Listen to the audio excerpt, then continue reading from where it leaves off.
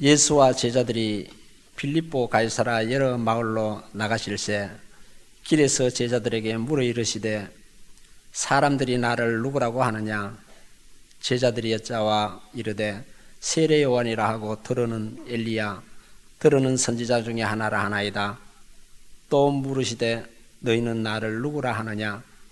베드로가 대답하여 이르되 주는 그리스도 시인이다 하매 이에 자기의 일을 아무에게도 말하지 말라 경고하시고 인자가 많은 고난을 받고 장로들과 대제사장들과 서기관들에게 버림받아 죽임을 당하고 사흘 만에 살아나야 할 것을 비로소 그들에게 가르치시되 드러내놓고 이 말씀을 하시니 베드로가 예수를 붙들고 항변하매 예수께서 돌이키사 제자들을 보시며 베드로를 꾸짖어 이르시되 사탄아 내 뒤로 물러가라. 내가 하나님의 일을 생각하지 아니하고 도리어 사람의 일을 생각하는도다 하시고 무리와 제자들을 불러 이르시되 누구든지 나를 따라오려거든 자기를 부인하고 자기 십자가를 지고 나를 따를 것이니라. 누구든지 자기 목숨을 구원하고자 하면 잃을 것이요 누구든지 나와 복음을 위하여 자기 목숨을 잃으면 구원하리라. 사람이 만일 온 천하를 얻고도 자기 목숨을 잃으면 무엇이 유익하리요? 사람이 무엇을 주고 자기 목숨과 바꾸겠느냐? 누구든지 이 음란하고 죄 많은 세대에서 나와 내 말을 부끄러워하면 인자도 아버지의 영광으로 거룩한 천사들과 함께 올 때에 그 사람을 부끄러워하리라. 아멘. 이 시간에 성경사님 나오셔서 무엇을 위한 고난인가라는 말씀을 전해주시겠습니다. 사디캅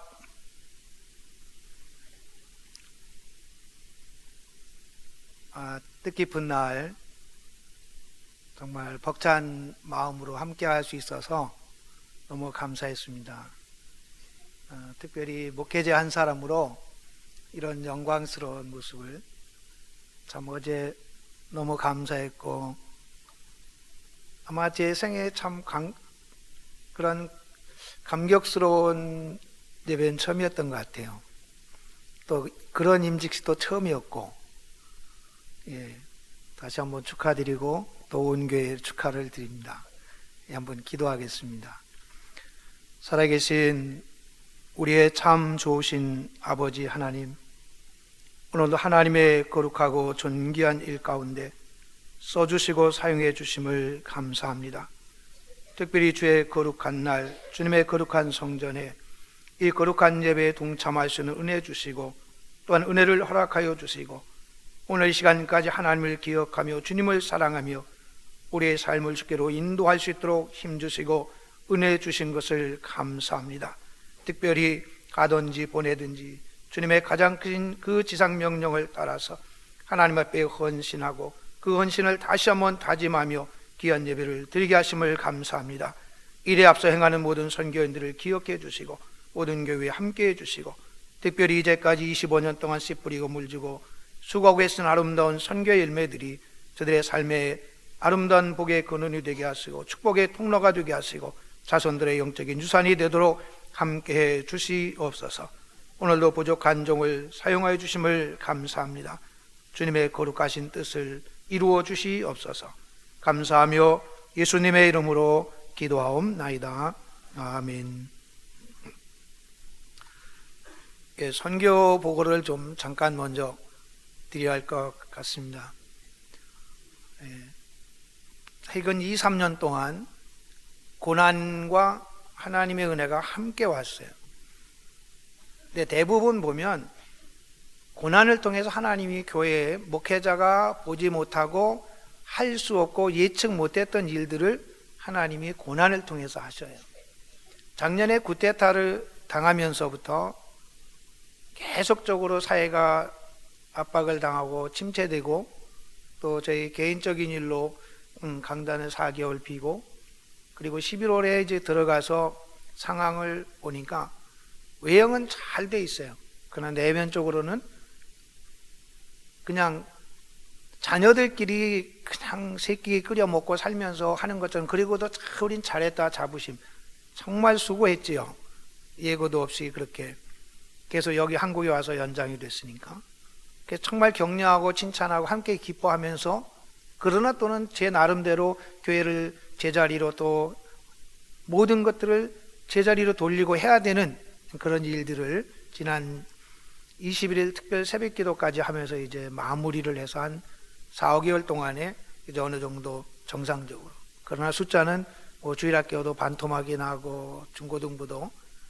그래서 어려웠지만 하나님께서 그 가운데 정말 어떻게 이것을 극복해 나갈 것인가. 뭐 길은 없어요.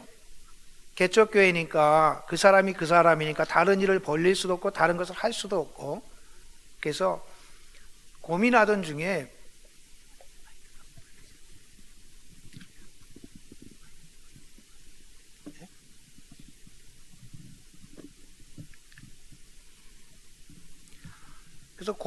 중에 정말 단순간에 변화할 수 있는 것은 불가능한데 가장 단시간에 할 게 무엇인가. 그동안 오랫동안 원하고 또 기다리고 했던 것들. 그래서 물질은 없지만 그래도 가장 쉬운 게 물질이겠다. 그래서 기도하면서 환경을 변화하려고 노력을 했습니다. 말도 안 되는 것이죠. 그래서 기도 제목에 2015년에 이런 일들을 이루도록 함께 기도해달라고 편지를 보내고 했는데, 하나님께서 여러분 교회를 통해서 정말 완전히 11년 동안 살았던 그 모습이 다 사라지고 전혀 새로운 환경으로 마련해 주셨습니다. 이런 새로운 일들이 막 일어나면서 저희가 늘 말하기를, 우리가 열심을 내면 마귀도 열심을 낸다. 그렇게 늘 우리는 경각심을 갖고 사는데, 그동안 정말 하나님 앞에 열심히 충성하고 했던 사람들, 그렇지만 뭔가는 약간 좀 2%가 부족했던 이제 그런 사람들을 하나님이 정리하시고, 늘 40일 새벽이나 21일 새벽 기도를 하면 숨겨졌던 일들이 다 이게 드러나요. 그래서 가장 저희 교회에서 정말 충성되고 헌신되고 거의 살림을 반은 짊어진다고 해도 과언이 아닌 분이 시험에 들어버렸어요. 아주 별걸 아닌 일에. 그리고 저희 교회 전도왕이신 할머니가 이제 어쩌시 아들 집하고 합치게 됐어요. 그분의 평생 꿈이고, 꿈대로 하나님이 남편도 변화시키고 아들도 기독교식으로 결혼하게 하고 잘. 그래서 많은 일들이 동시에 터져서 하나님 앞에 기도하고 마무리하면서 정말 하나님이 교회를 얼마나 사랑하시고 하나님이 얼마나 세심하신가. 정말 하나님만이 100% 원인이 되고 이유가 되지 않는 헌신은 한계가 있어요. 꼭 반내류. 건물 질 때 잠깐 쓰는 것처럼 매번 보면 한 단계를 넘어갈 때마다 정말 기대하고 의지했던 사람들을 하나님이 불어버리세요. 근데 이유는 뭐냐면 이분들은 고난의 터널을 통과하지 않은 분이에요. 학력도 좋고 11조도 가장 많이 하고 봉사도 가장 많이 하는데 한 2% 정도 주도권을 자기가 갖고 있어요. 도와주는 거예요, 교회를. 완전히 굴복은 하지 않습니다. 근데 보면 하나님이 5년, 10년 안에 그걸 반드시 정리하세요. 이번에도 똑같은 것을 경험하게 하십니다. 그래서 오늘 설교 본문은 정말 선교지를 여러분에게 알려드려서 정말 우리가 어떻게 선교지에서 기도해야 될 것인가. 어제도 말씀드렸지만 31년 동안 목회를 하면서 저는 딱 권사님 한 분 세워봤어요. 여러분이 만일 저를 만났다면 지금도 서리 집사님이나 평신도일 거예요. 줄 게 있어야 주지요. 예수 믿고 10년 정도 돼서 교회를 개척했으니까. 정말 이제 교회를 알만하니까 하나님이 태국에 보내셔서 교회를 알아가고 있는데 참 하나님이 섬세하시고 정말 하나님 거룩하신 분이다. 절대로 사람을 의지하지 않으시는구나. 그래서 늘 감사한 게 그거야. 써주시는 게 은혜지.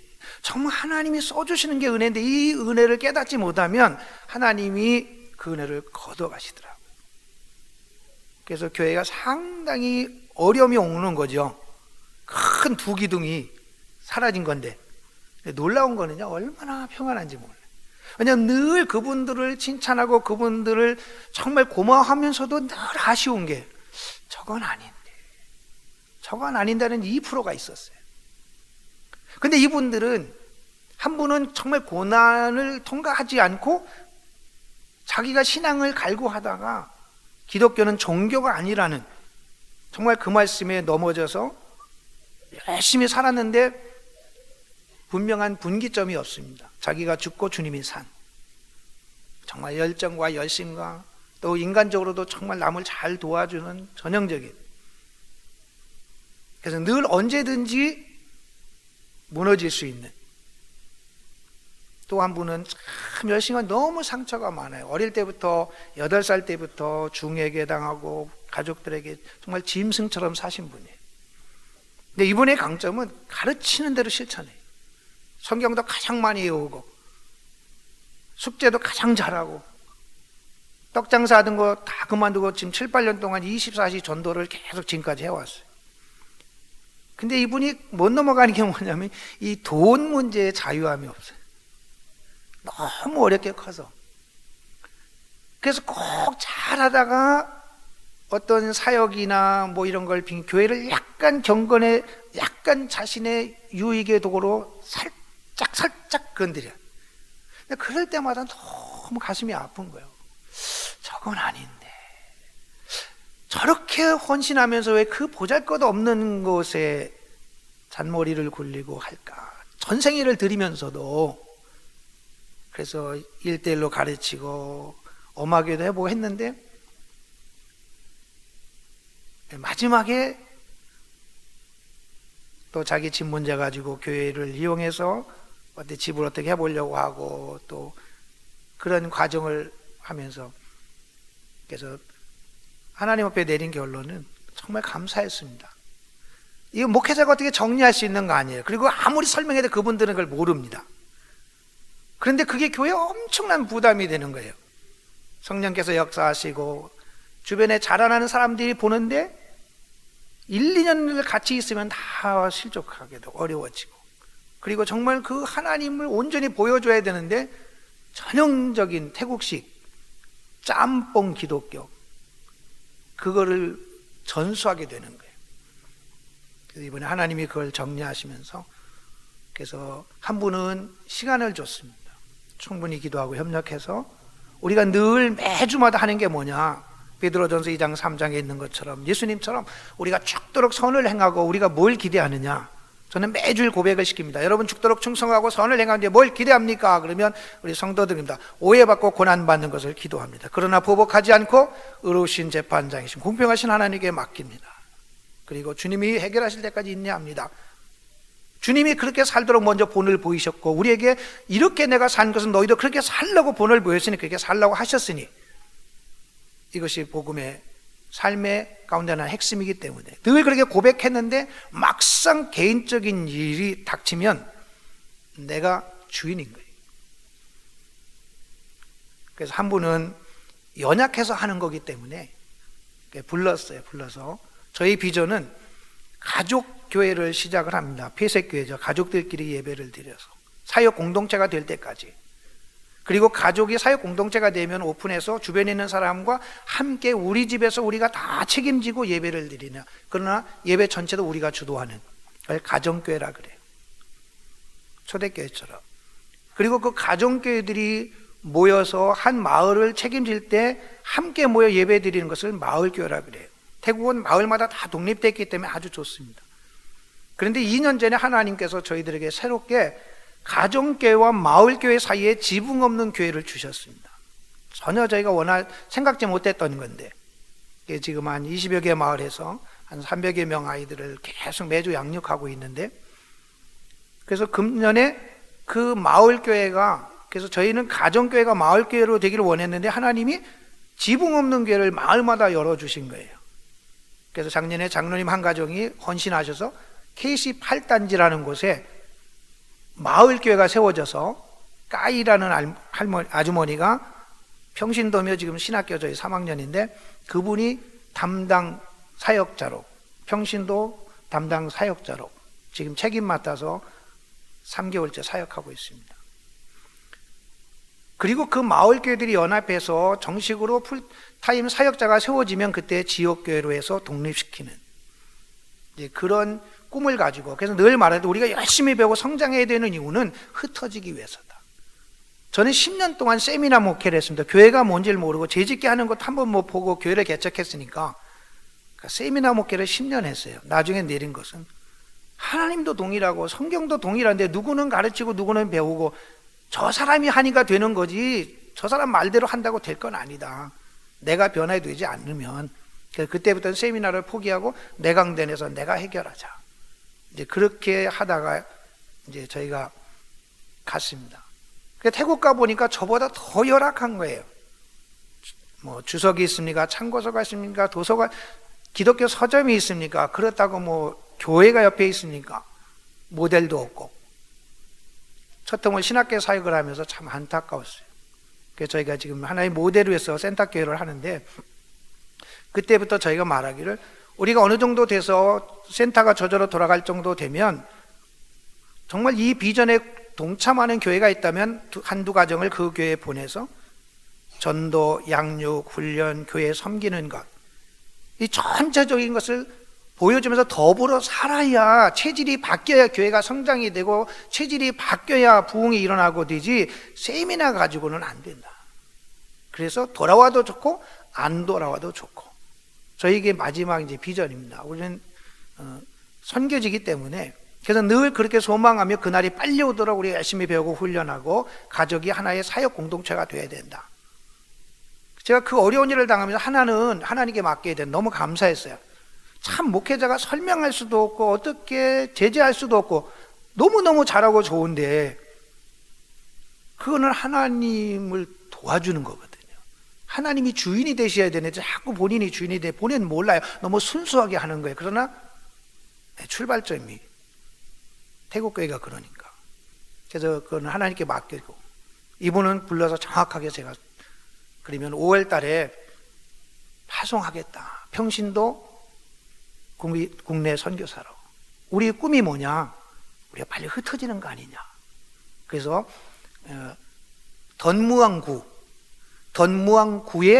제1호 평신도 국내 선교사로 보낼 테니까 온 가족이 상의해서 교회 출석해도 좋고 주중사역은 못하니까 주중사역은 그만두고 주일날 와도 좋고 아니면 그 교회 출석해서 거기서 섬겨도 좋다. 그건 가족이 상의해서 오면 기꺼이 파송하겠다. 그래서 이제 5월 달에 파송하려고 합니다. 생각지도 않았습니다. 2, 3년 지나가야 될 일인데 하나님께서 그 고난을 통해서 교회를 정결하고 거룩하게 정화하시고 또 하나는 늘 우리보다 한 1, 2년 앞서서 지붕 없는 교회도 전혀 계획이 없었는데 앞서서 이것도 2, 3년 지나가야 할 수 있는데 하나님이 길을 열어주신 거예요. 그런데 그 가정교회를 가장 지금 한 7, 8년 동안 잘하신 분이 그분입니다. 정말 가난해서요. 점심을 대접해야 되잖아요. 집에서 예배드리면 점심거리 200원, 300원이 없는 거예요. 국수라도 사다 삶아야 되는데 그러면 제가 돈을 가지고 그 집 앞까지 갑니다. 갔다가 하나님 자비량인데 온 가족이 사역공동체가 자비량으로 거저받았으니 거저주는 갔다가 그냥 또 돌아와요. 그러다가 실족해서 그만두면 어떨까? 그래도 아니지. 하나님께 맡겨야지. 이게 첫 번 모델인데 그 정말 교회에서 전혀 지원하지 않고 그 어려울 때 해서 그러나 교회가 기도한다. 하나님이 당신 남편과 자식을 통해서 공급이 되도록 정말 그렇게 하나님 축복하셨어요. 자식을 엄청 축복하고 남편을 축복해서 정년퇴직했는데 또 재취업하고 그래서 정말 자비량으로 지금까지 잘했어요. 제 1호 가정교회 사역자입니다. 그리고 KC 마을, KC 쌈 지붕 없는 교회 사역자고 63세인데 그래서 참 기쁨으로 준비해서 보냈어요. 근데 이분은 정말 고난을 통해서 배웠는데 그 고난만 가지고도 안 되더라는 거예요. 고난 없이 하나님을 알고 고난 없이 구세주를 정말 내가 지옥 갈 수밖에 없다는 죄에 직면해서 내가 어떡할 것인가 그 좌절과 절망 중에서 정말 주님만이, 복음만이 정말 내가 이 모든 죄를 자유하고 사함받고 갈 수 있는 길이라는, 정말 자기의 죄에 직면하고 지옥에 직면하고 저주에 직면해가지고 그 고난과 갈등 속에서 주의 보혈을 만나고 정말 주의 은혜를 만나야 그것이 기쁨이고 감사고 정말 그래야 온전히 드리는데, 그게 아니에요. 지금도 좋은데 좀 더 잘하려고, 그러니까 2%가 부족한 거예요. 그래서 참 안타까움은 있습니다. 모든 고난이 하나님의 뜻은 아니고 쓸데없는 고난은 안 받아도 되는데, 지금까지 배우고 지금까지 공부하고 본인이 또 가르쳤던 그대로만 자신의 것을 삼으면 이 고난의 터널을 통과하지 않고도 정말 잘 되는 중에 잘 되고 부유한 중에도 부유하고 평안한 중에 고난을 연습하며 나갈 수 있는데, 어차피 고난의 터널을 지나겠구나, 그러면서 안타까움이 있었어요. 그러면서 제가 느끼는 게, 정말 우리 성도들이 왜 교회를 오나, 저분들이 저렇게 죽도록 헌신하고 하는데, 일주일에 서너 번씩 나와서 헌신하는데 정말 끼니가 간데 없는 사람이 반이 넘는데, 저분들이 지금까지 살아가는 것도 참 신기하고, 또 정말 이렇게 나와서 충성하는 그게 뭔가, 내가 알지 못하는 또 무엇이 있지 않을까, 이 부분을 하나님이 아주 심각하게 생각하게 하셨어요. 왜 성장이 여기서 멈추고, 왜 저들을 통해서 그 많은 열매가, 사역은 잘하는데 가정이 안 바뀌는 거예요. 그래서 금년부터 저희가 10시부터 11시까지는 전 성도들이 다 2층 본당에 가족끼리 앉아가지고 한 주간을 나누고 주제를 따라서 나누고 서로 알아가고 기도하는, 그래서 부모가 자식을 가르치고 가족 구성원끼리 서로 삶을 나누고 중보하고 하는 그런 시간을 1시간씩 해요. 그리고 예배에 들어갑니다. 집안에서 부모가 가르치지 않고 집안에서 존경받지 않는 하나님은 선교사가 아무리 외쳐도 그들은 존경하지 않아요. 우리 부모님에게 가장 소중하고 두렵고 떨리는 게 뭐냐, 그것이 아이들에게 그대로 똑같이 갑니다. 10년을 11년을 평가하면서 왜 아이들이 안 변할까, 부모는 저렇게 변해서 헌신하는데, 문제는 가정에서 하나님이 안 계신 거예요. 하나님이 가정의 주가 아닌 거예요. 가정에 가면 내가 주인이고 내 마음대로 살아버리니까 아이들이 부모님의 하나님을 경험할 수 없는 거예요. 그래서 그 부분을 하면서 이제 새롭게 10년을 평가하면서 좀 정리하는데, 정말 그 고난이 아니고는 배울 수도 없고 깨달을 수도 없는, 그래서 정말 고난은 축복이다 싶어요. 죄를 지어서 당하는 고난까지라도 합력하여 선이 되게 하시는 하나님이니까 그것도 축복인 것 같아요. 만일 고난이 없다면 그런 사람들이 그 2%를 발견할 수 있을까? 그건 불가능할 것 같아요. 저희는 직제가 없습니다. 태국이 교회가 188년 동안에 모든 직제가 다 망가졌어요. 왜냐하면 선교사는 왔다 가고 성도들은 남아있으니까 대대로 그 교회 주인이 돼서 세상의 관료 직책이 됐어요. 또 왕이 살아있는 계급 사회니까. 그래서 교회의 계급은 교회 직책은 계급이에요. 그래서 사역자는 장로님, 집사님 밑입니다. 고용되는 거니까. 그래서 저희는 기존 직책을 쓰지 않고 베드로전서 5장에 예수님 큰 목자라고 해서 우리는 작은 목자다. 작은 목자는 주님 편에 서서 주님과 더불어 동역하는, 세상 편에 서거나 자기 편에 서지 않고 작은 예수, 그렇게 해서 작은 목자라고 합니다. 이 사람들이 이제 지금 14명인데 1기 7명 중에서 지금 남아있는 게 3사람. 한 사람은 신학교를 마치고 평신도 풀타임 무보수 사역자로 지금까지 69세, 내년에 은퇴합니다. 그리고 그 2사람이 물질로 교회를 그렇게 선교 봉사하고 전도로 봉사했어요. 근데 하나님이 이 2사람도 옮겨가시는 거예요. 우리 꿈은 방콕에 400교회 교회를 세워서 주변교회 연합해서 77개 도로 8만 개의 마을에 영향력을 미치고 국경을 맞대고 있는 인도, 차이나 반대 5가지 나라를 섬기는 것이 육체에 남은 내 생애, 남은 생애의 목적인 거예요. 돈을 벌고 직장을 다니고 공무원하고 하는 모든 목적이, 이게 본업이에요. 어차피 우리의 집은 천국에 있으니까. 그 엄청난 비전을 위해서 엄청나게 수고했는데 하나님이 그 영광의 결실에 동참시켜주지 않으시는 거예요. 그게 제일 안타까워요. 정말 그 일이 이루어지면 태국교회를 살리고 태국을 살릴 수도 있는 일인데, 정말 11년 동안 정말 하루에 3번씩 기도해야 하며 금식하며 눈물로 기도했는데 이제 막 하나님의 그 일을 시작하는데 제외되는 거예요. 제가 보는 건 너무 안타까운 거예요. 그동안의 수고가 무엇을 위한 수고였는가? 하나님은 공정하시고 성실하고 정말 신실하신 하나님이 왜 그 영광에 동참하시는 마지막까지 그걸 주시지 않는가? 여러분, 성경을 보면 2,000명 이상의 사람들이 성경에 나오는데 정말 쓰임을 받을 때 끝까지 쓰임 받은 사람은 이렇게 꼽아요. 전 늘 기도합니다. 하나님, 쓰임 받을 끝까지 아름답고 귀하게 쓰임 받게 해달라고.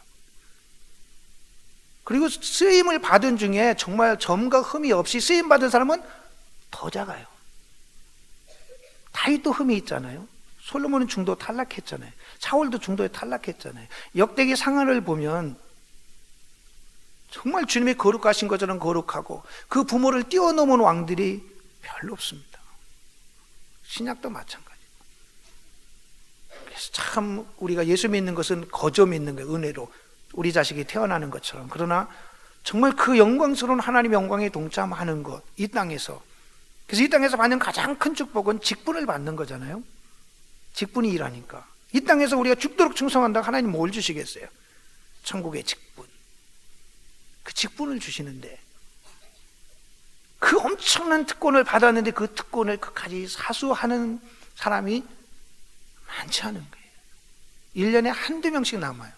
18년 동안 남아있는 사람들이 그 사람입니다. 그러면 이제 내년이 되면 일기는 다 없어지는 거예요. 한 분은 정년퇴직, 나머지는 중도에 하나님이 비키셨어요. 옮겨버리셨어요. 근데 다 학력도 좋고 11도도 가장 많이 하는 그런 분들이에요. 그분들 얘기가 내 인생이 너무 허비되는 것 같아서 못하겠다는 거예요. 교회 일이 그렇지 않습니다. 똑같은 일을 계속 반복하니까 그래도 내가 사회에서는, 그런데 계급사회니까 내 인생이 너무 허비되는 것 같아서. 바울은 그랬잖아요. 내가 너희를 위해 내 인생 전체를 허비하면 허비하겠다. 부모는 인생을 낭비하는 거죠. 허비하는 거죠. 기꺼이 자원함으로. 왜? 너무 기쁘니까 하는 거잖아요. 왜 내가 이 수고를 하는지 부모는 명확합니다. 시키지 않아도 24시간, 25시간을 없으면 꾸어서라도 내가 무엇을 위해 수고하는지를 잘 알기 때문에, 그 수고의 열매와 기쁨과 그 결과를 내다보기 때문에, 손에 쥐어져 있기 때문에, 가슴에 꽉 차 있기 때문에 누구도 부모의 그 엄청난 희생과 수고를 막을 수 없습니다.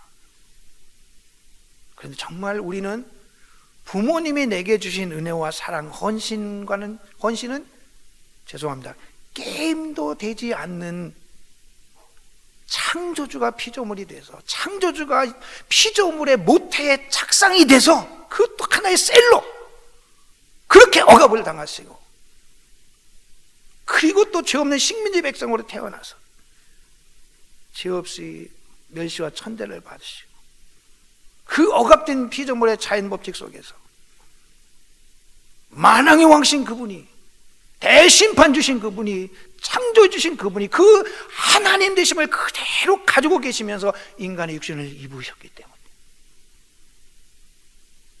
성경에 보면 자원하셨다 그래요. 심한 눈물과 통곡으로 기도하시는데 왜? 우리를 위해서 죽으시고 싶으셨어요. 그러나 육신을 입은지라 두렵기 때문에 정말 피땀을 흘려 기도하셨다는 거예요. 심한 눈물과 통곡으로. 히브리서 5장 7절 8절에 보면 왜 내가 이 고난을 받는지, 무엇을 위한 고난인지, 이 고난의 열매가 무엇인지를 주님은 십자가를 바라보지 않고 십자가 저편에 하나님의 기쁨과 영광을, 보좌편에 그 영광을 바라보셨다 그래요. 히브리서 12장에 보면. 정말 이것이 복음인데 너무 하나님이 심판하고 저주하신 것, 첫 번 피조물에 속한 것은 창세기 3장 이후에는 하나님이 저주하신 거예요. 베드로서 3장 7절 이하를 보면 하나님이 마지막 때 불로 심판하려고 보존해 두셨다 그래요. 첫 번에는 동일한 말씀이 물로 심판하셨고, 심판하겠다 그리고 그대로 심판하셨고, 마지막에는 물로 안 하는데 불로 하겠다고 하시고 지금까지 기다리시는데, 기다리는 이유가 뭐냐면 하나님이 창세전에 택정하신 정한 수가 차기까지 천년을 하루처럼 참으신다는 거예요. 얼마나 지금 하나님이 모독을 받으시고 멸시를 당하십니까? 예수님이 당시에 예수님이 받은 건 비교도 안 되게 하나님 멸시를 받으세요. 모독을 당하세요. 그런데 하나님이 당장이라도 이것을 해결하고 심판하고 멸망시킬 수 있는데, 아직 돌아오지 않은 그들에게 신앙의 회개장, 삶의 장, 또 지금 믿고 있는 사람들이 천국의 상급과 영생을 준비할 수 있는 사역의 장을 주셔야 되니까 그들 때문에 참고 인내하신다는 거예요. 이 고통이 예수님의 십자가의 고통보다 더 클 수 있습니다. 이게 아버지의 마음이에요. 하나님 아버지. 그래서 이 하나님 아버지의 이 마음을 깨닫고 하나님의 아버지의 생각을 안다면 우리는 썩어지고 사라질 것을 육신의 소욕에 심지 않을 거예요. 성령의 소욕을 따라서. 오늘 본문에 보면 베드로가 그렇게 주님을 사랑하고 따르고 고백하면서 저는 그리스도의 살아계신 하나님의 아들이라고 고백을 하면서 그 고백이 뭔지를 몰라요. 지금까지 열심히 정말 부모 형제를 다 버리고 직업을 버리고 주님을 따르는데 그 수고가 무엇을 위한 수고인지 지금 모르고 있는 거예요. 그는 주님이 이미 저주하고 버리시고 사라질 것을 추구하면서 그 주님을 통해서 신앙생활을 통해서 직분을 통해서 자신의 그 헌신과 봉사를 통해서 그것을 이루려고 하는 거예요. 그러나 주님은 그것이 아닌 그것과도 비교도 할 수 없는 하늘과 사 땅에 정말 그 엄청난 영광을 주시려고 하는데, 로마서 8장 28절 29절에 보면 왜 하나님이 우리를 불러서 자녀 삼으셨느냐, 예수를 맏아들 되게 하시려고. 우리가 학렬이 같다 이 말이에요. 예수님이 우리의 신랑이라면 신부 신랑은요 촌수가 없습니다. 어떻게 우리가 하나님의 영이신 하나님 세계 속에 들어가요? 못 들어갑니다. 그러나 하나님이 인간의 몸으로 오셨기 때문에 인간이 되오신 예수님과 하나 됨으로 예수님을 통해서 하나님의 세계에 들어가는 거예요. 이게 복음의 신비입니다. 그래서 오늘 주님이 말합니다. 복음과 하나님과 복음을 위해서 고난받는 것 외에는 다 무익한 거예요. 베드로는 그것을 바라본 거예요. 노골적으로 이걸 드러냈던 사람이 야고보와 요한입니다. 정말 예수님이 등극하시면, 예수님 세상에 오면 다윗처럼 세상을 다 정복하시고 로마를 다 압제하고 나면 우리를 국무총리, 부총리 시켜달라고 어머니 뼈까지 써가면서. 그럴 때 옆에 있던 제자들이 와 분노했어요. 이 말은 그들도 말은 안 했지만 그런 목적을 가지고 주님을 따르고 있었다는 거예요. 그 중에서도 이제 예수님이 내가 죽을 날이 다가왔다니까 본전 찾으려고 가장 빠르게 그걸 드러내 행동한 사람이 가룟 유다입니다. 그때까지도 내가 왜 이 고난을 하는지, 무엇을 위한 고난인지 말은 하면서도, 남들에게 가르치고 전도까지 나가서 전도 사역도 하면서도 방향을 잃고 있는 거예요. 주님이 말하잖아요. 사역하지 말고 기다려라. 부활하신 후에 40일 동안 다시 한번 하나님의 나라의 비밀에 있어서 설명하시고 내가 다시 올 것이다. 그것이 진짜의 삶이고 진짜 소망이다. 그러나 이 사역의 장은 내가 보존할 것이니 내가 성령을 받고 성령의 권능을 받고 그 위에 땅끝까지 가라. 그 이후에 그들이 정말 주는 그리스도의 살아계신 하나님의 아들이라는 의미가 뭔지를 압니다. 자신이 고백하는 신앙 고백의 참 의미가 뭐고 그 고백을 한 나는 어떻게 살아야 되는지를 정확히 알아요. 그래서 예수님처럼 삽니다. 죽도록 충성하고 오직 선을 행하고. 얼마나 어렵습니까? 죄악된 세상에서. 오늘 38절에 있는 것은 그 음란하고 악한 세대에서 이유 없이 오는가 고난을 받고 매를 당해도 보복하지 않고 도리어 내가 주님과 같은 한 부류가 됐고 주님 편에서 선 사람을 인정받았다는 걸 기뻐하면서 마지막 십자가에 거꾸로 달리기까지 자원함으로 기쁨으로 그 길을 가는 베드로나 사도들을 봅니다. 그들은 내가 무엇을 위해 고난을 받는지, 부모님이 자신대로 해서 한없이 고난을 자원한 새벽부터 저녁까지 먹고 마시고 입을 것을 다 절제하면서 근데 기뻐해요. 보람 있고 늘 미안해. 더 못 줘서. 왜? 내가 지금 무엇을 위해서 이 고난을 받고 자원하는지 알거든요. 그 결과도 알거든요. 그리고 그 순간순간 그 고난에서 오는 기쁨, 고난의 열매가 맺힐 때마다 그 감동이 있단 말이에요. 그래서 빌림만 그런 게 아니고 구름 위를 걷듯이 흐련히 갔더라. 구름 위를 걷듯이 꿈 같은 삶을 살게 되는 거예요. 먹고 마실 것이 없어도, 암에 걸렸어도, 세상에서 보잘것없는 노예 신분일지라도 사는 삶은 정말 천사가 흠모할 만한 꿈결 같은 삶을 살게 되는 거예요. 이것이 기독교인의 삶이고 그래서 정말 우리가 하나님 앞에 헌신하고 봉사할 때 어떻게 될 것인가. 그래서 저는 기도합니다. 하나님, 정말 우리 성도들이 정말 내가 받은 은혜를 깨달아서 그 은혜가 너무 감격스러워서 어떻게 이것을 하나님 앞에 보답할까. 하나님께는 직접 드릴 수 없으니까 하나님 맡기신 정말 말도 안 되고 듣지도 않고 은혜도 모르는 저 강박한 세대에게 받은 은혜가 감사해야 돼. 거둬봐서 거저 주려고 정말 하나님께 드리듯이 그들에게 주고, 하나님께 드렸기 때문에 그들이 은혜를 원수로 갚을지라도 도리어 기뻐하고 감사함에 갈 수 있는 정말 그런 마음을 달라고. 주님이 가르친 것처럼 종이 뭡니까? 정말 죽도록 충성한 다음에 마지막 종의 말은 뭐예요? 나는 무익한 종입니다. 종이 내가 8시간 10시간 일했으니까 날 좀 알아주라고, 그건 종이 아니지요. 정말 복음을 알고 내가 가는 세상이 뭔지를 알고 정말 주님이 내게 예비하신 그 내가 받을 상 속의 그 위대함이 얼마인지를 알고 내가 장점 누릴 권세와 신분이 뭔지를 알고 내 자손들이 나를 통해 받을 영적인 유산과 영광이 뭔지를 알고 십자가 저편의 부활의 영광을 바라보면서 정말 하나님과 복음만을 위해서 어떤 것도 육신의 유익이나 소유이나 명예나 세상을 천하를 손에 쥐려고 세상의 것을 좀 더 가지려고 좀 더 높임을 받고 자신의 체면을 지키고 유익을 하려고 그런 것이 아니고 썩어질 것은 썩어지게 두고 썩어지 아니 영원한 우리가 사모하는 그 영원한 그 새로운 부활에 속한 그것만을 바라보며 주님의 약속을 따라 인간의 생각을 버리고 하나님의 생각을 따라서 인간의 일을 버리고 하나님의 일을 추구하면서 당하는 고난, 정말 그때가 되면 제가 기쁨으로 은퇴할 수 있는데 그게 가능할까 싶어요. 믿음이 없어서 18년 동안 혼신을 다했는데 결국은 가장 아름다운 열매라고 했던 열매들 하나님은 아니라고 하셨어요. 옮기셨습니다.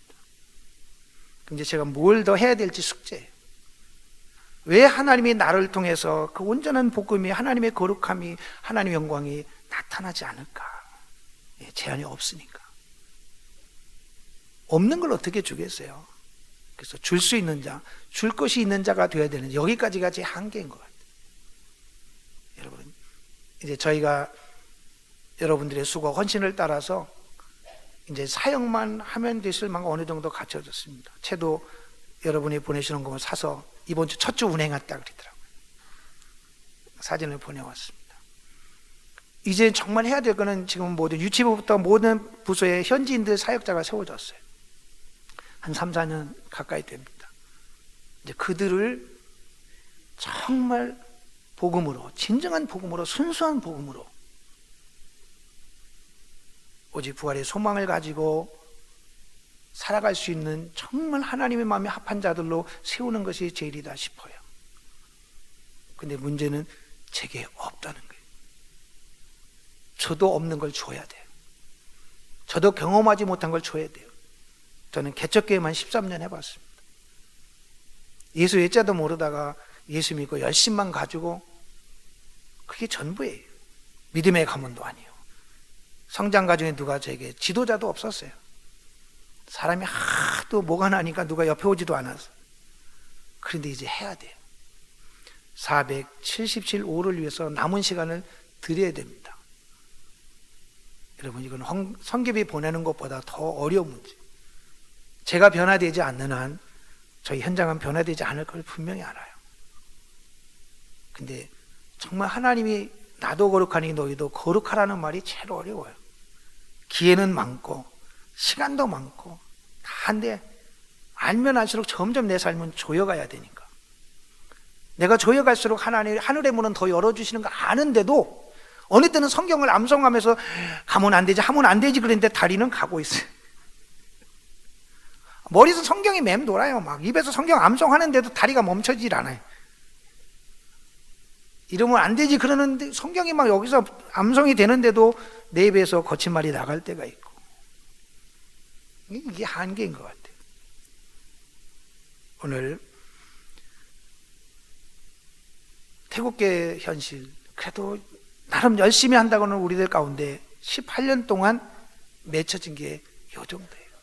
그러니 제가 어제 서리 집사님도 아니고 100명의 항전지가 아닙니까? 저는 어떻게 설명을 못 하겠는 거예요.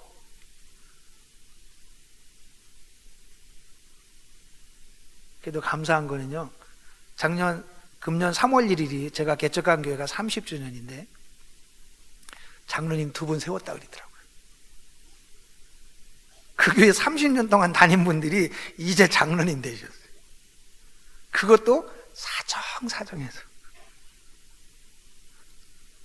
모르는 거예요. 이 장로라는 직책이 얼마나 영광스럽고 존귀한.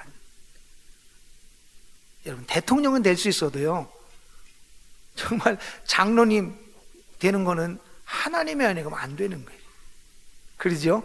한 교회에서 누굴 속이겠어요? 뭘 하겠어요? 그냥 수십 년 동안 드러난 삶으로 평가받는, 그것도 드러낼 수 있는 삶이, 훈련시키는 사람이 있어야 가능해요. 아직까지 저희가 온전한 직분자를 세우지 못하고 미연성 가운데 가고 있습니다.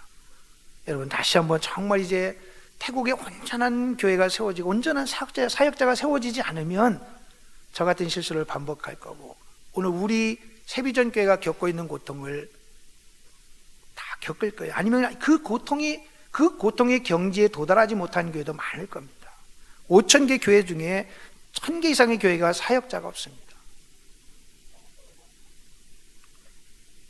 그리고 정말로 주님 앞에 삶의 주제권을, 주님의 주제권을 인정하고 주는 그리스도의 살아계신 하나님입니다. 하나님이시니까 어명 아닙니까? 하나님이면 절대 복종이지요. 이유가 없지요. 그런데 그것이 보상이 있는, 말할 수 없는 보상이 있는 하나님의 약속이라고요. 단순한 그냥 공갈 협박이 아니고 약속이라고요. 그래서 그 복음을 깨닫고 정말 순수한 복음으로 하나님과 복음을 위하여, 오직 하나님과 복음만을 위하여 고난을 받는, 무엇을 위한 고난인지 알고 가는 그런 우리 성도들이 되기를, 특별히 우리 선교를 위해서 자원해서 선교인이 되신 분들이 기도하실 때, 이게 모든 선교지가 마찬가지일 거예요. 현지인 지도자를 세워놓지 못하면, 80%짜리 세워놓으면 몇 년 안 가서 없어집니다.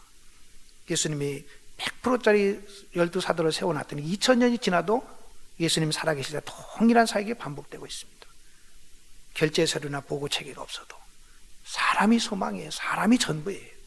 사람을 세워야 되는데, 내가 성장한 만큼 줄 수 있어요. 내가 목회자 이상은 교회가 클 수 없어요. 내가 제자를 삼으려면 내가 제자가 돼야 되는데, 저는 제자가 되기 전에부터 목회를 해서 참 실수를 많이 하고 지금도 진행형입니다. 여러분, 태국에 6,500만을 위해서 태국에 8만 개 마을이 있고 태국에 6, 7천 명의 사역자가 있는데 사역을 안 해요. 직업이에요. 신분 상승을 위해서. 안타깝습니다. 많은 성도들이 있고 직분자가 있는데 하나의 세상의 관료처럼 자신의 영광을 위해서, 체면을 위해서. 그래서 참 어렵습니다. 이제 정말 새로운 시대에 그것이 일어나도록 여러분들이 오늘 베드로가 하는 실수 하지 않도록, 주는 그리스도 살아계신 하나님이라고 고백하고, 예수님이 정말 그 고백처럼 내가 이제 그러면 그리스도로 내가 너희 죄에서 죽고 부활하 살겠다고 하니까 심하게 예수님이 그냥 양 먹기라고 하는 거, 정신 차리시라고, 지금 무슨 소리 하냐고, 죽긴 왜 죽냐고, 죽으면 우리는 어떻게 되냐고, 이제 지금 사람들이 다 당신을 왕으로 초대할 준비가 다 됐는데 마지막에 지금 잿밭을 뿌리냐고 심하게 예수님을 나무라고 어깨를 잡고 흔들면서, 오늘 본문이 그겁니다. 베드로가 예수님을 붙들고 항변하며, 예수님이 꾸짖었다는 단어와 같은 단어예요. 이건 진행형이니까. 저희가 지금 그런 수준에 있습니다. 조금만 마음에 안 들면 사람의 생각으로 다 보고 판단해서 자기가 주체가 돼서 정말 주님의, 정말 내가 뭘 하기 원해, 주님의 생각으로 주의 일을 말씀대로 하는 게 아니고, 이게 어려워요. 근데 설명이 안 돼요. 그분은 개념이 없으니까.